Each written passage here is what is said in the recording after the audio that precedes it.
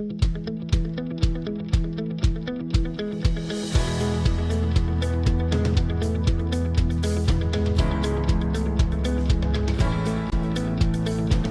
2010, I took a trip to Haiti shortly after the earthquake, and during my time there, I became burdened not only for the people of Haiti, but there was another population that stood out to me.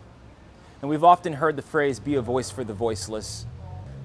And we consider the voiceless to be those who need someone to speak on their behalf, someone to herald their case.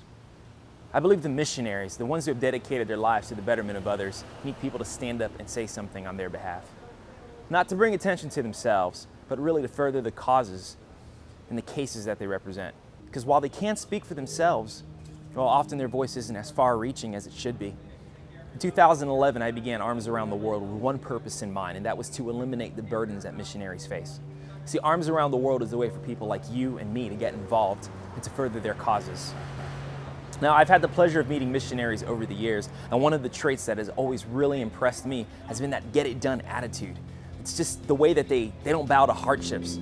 They persevere through obstacles, they plow through these hurdles, most of the time at their own disadvantage, but they keep moving forward.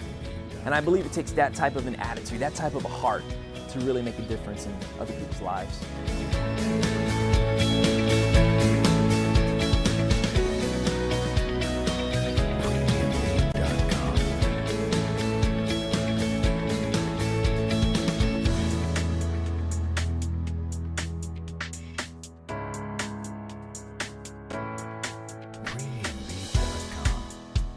I think you go on a missions trip, you get this perspective of what the rest of the world is like, and then you can't live the same way that you have lived. Now all of a sudden you have this new responsibility, and so for the rest of your life, you're committed to helping change the world. I was 5 years old when my mom and dad went to India as missionaries. And so to a certain extent, I was born into a missionary family, a family with a vision for the lost and a vision for reaching people for Jesus. I think in our hearts for a long time we had a desire to go and work in a place where perhaps our lives would have a greater impact. Well, that's right. In the sense of in helping people with needs, whether it was poverty or illiteracy or whatever the need is. We wanted our lives to make a difference, right? We didn't want just the regular status quo life. We wanted our lives to count.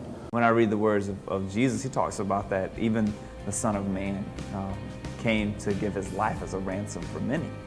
So like that, even Jesus, God's Son, came and gave his life. We're called as Christians to serve and to give. And and he says in that same moment there, he talks about that we want to be the first or we want to be the greatest, so we have to be willing to be the last or the least.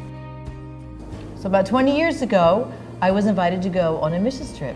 And I thought, I really want to do this. It was a trip to the Dominican Republic. We were going to go to a very poor area and hand out clothing and minister to the children there. And I thought, I really want to go. But we had 5 small children at the time. But my husband, Mitch, wanted me to go. Right, Mitch? Mm-hmm. So we made a way for her to go. And she came back all fired up, saying how we had to go to the mission field. As a teenager, I felt the Lord had called me into ministry. I was growing up, as I said, in India. I went to boarding school there, and when I graduated from high school there, I returned to the United States and attended Southeastern University in Lakeland, and attended never thinking that I would go into missions. I knew God had called me into ministry, but never thought that I would go to other countries other than perhaps in short-term evangelism. When I graduated from Southeastern, I began doing evangelistic work in the USA. And about 8 years into it, God began speaking to me about returning to India where I'd grown up. So I was initially drawn to the missions field because I, on a whim, signed up for a missions trip. Went to New Zealand in 2005, and then after that, while I was there, actually, I felt like a huge call to missions. I felt like I needed to be involved because I had a message of hope I need to share with other people. Spiritually, The message that we brought with us about Christ is also an uplifting message, a message that brings hope. Having the chance to be able to go and serve.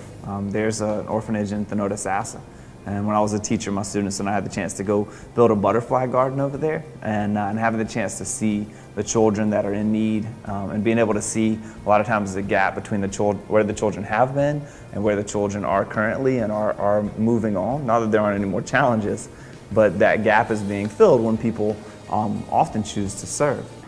And I couldn't understand why God was calling me back to India for the simple reason that I thought that God had put some dreams into my heart for ministry that I thought that if I returned to India I would never see fulfilled. But after 2 years of struggle, God spoke to me from Isaiah 55, "For my ways are not as your ways, and my thoughts are higher than your thoughts, and my plans higher than your plans." And with tears I said yes to the Lord. I told him, "Lord, I'll go wherever you want me to go." And we began making preparation and left to go serve the Lord in India, following the call of God there. So at Southeastern, a phrase I use a lot is, we don't want to change people for the next 4 years. We want to change them for the next 40 years. And by that, we're just saying, we want you to go on our trip, get an understanding for missions, and then we want you to take whatever your skill is, and then go on a missions trip, use it while you're there, understand how it fits into missions, and then for the next 40 years, you can further missions with that skill.